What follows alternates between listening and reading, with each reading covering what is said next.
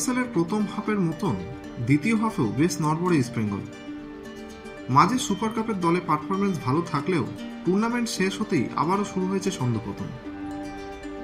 পরপর ম্যাচ হারায় আইএসএল এর সুপার সিক্স এক প্রকার অসাধ্যকর হয়ে উঠেছে দলের জন্য।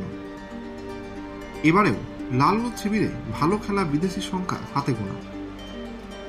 এই ছোট্ট তালিকায় অন্যতম নাম হিজাজি মাহের।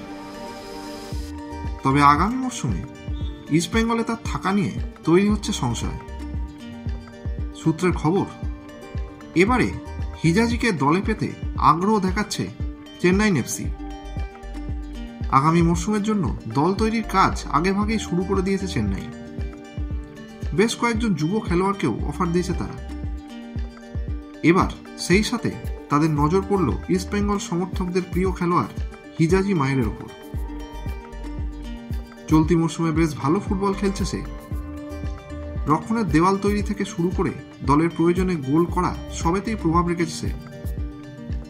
খুব অল্প সময়ে দলের সাথে মানিয়ে নিতে পেরেছে এই ফুটবলার।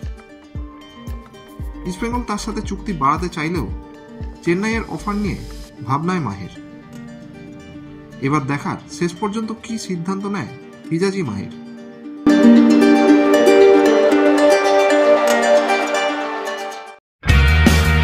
ভারতীয় ফুটবলের সঙ্গে সবসময় আপডেটেড থাকতে এক্ষুনি বং ফুটবল ইউটিউব চ্যানেলটিকে সাবস্ক্রাইব করে নোটিফিকেশন বেল আইকনে ক্লিক করে রাখুন।